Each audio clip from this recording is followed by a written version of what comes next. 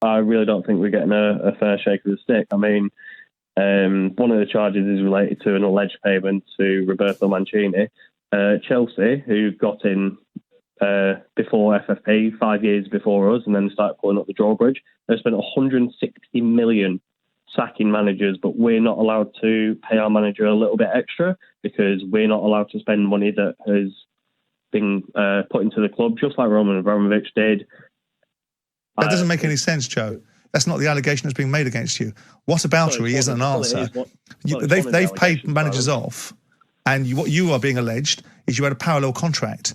You had Mancini being paid for by Man City, and then another contract that was part of his contract with Man City, but wasn't being featured on their balance sheet, being paid somewhere else. That's a completely different discussion. Well, it's not a different discussion because if... Please. Well, it's not, because if FFP wasn't so stringent unnecessarily, we wouldn't need to give out... Well, okay, but if not liking the rules isn't an argument. The rules are the rules. You don't like the rules? Tough. What's that got to do with the price of cheese?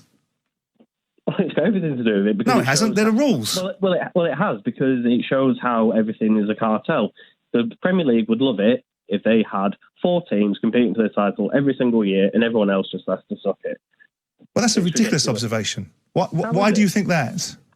Because, well, look at the formation of the Super League. You've got historic teams who've been much more successful in the past, who didn't have the money, they were running up huge amounts of debt, and they were going to get all these billions from the Super League. Of course, City were invited into it, but it's always been like that. They are then. Do you think, Joe, you're due answers from your own football club? Well, I mean, look, it'd be great to know what's going on. Well, the answer is yes, isn't it? The answer is yes. It's not a qualified no or maybe. The bottom line is you don't like the rules. You think the rules are weighted against you. You talk about Chelsea firing managers and paying off 160 million quid, which has got nothing to do with the price of cheese. You're being alleged that you have misrepresented sponsorships. You have misrepresented the contracts that players and managers have been on. And you know what? That's really easy to prove if you haven't done it. Why do sponsorships come into it? Like, oh, great, United have got a tractor. Shall I tell you why? Shall I tell you why? Because the main sponsors that you were using were indexed to the ownership of the club, and the fair value of a market price, which is assessed by independent commissions that have nothing to do with vested interest, looked at those and went, that's an inflated commercial sponsorship deal to overcome a challenge. That's why it's relevant.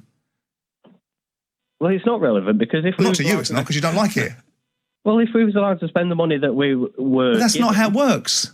You can't just do what you want. There's a financial fair play regulation in place for a reason. You might not like it, and you might suggest other people need to get caught in it as well. The historic clubs at the top, right? How Harry Maguire's inflated. The guy's awful. Hang on a second. That's a transfer which you capitalise on your balance sheet. This is something very different. You've got a partner or a business that your owners own sponsoring the football club, and sponsoring it at a price that's not reflective of market value for every other sponsorship deal around the world. And Man City, by the way, don't have the same intrinsic value for sponsorship than some of the other bigger football clubs that have more legacy relationships around the world. So your argument is just, I don't like it because it's Man City. That's your argument. Well, Joe, if we finish with this, City say they look forward to this matter being put to rest once and for all. Do you think it will be?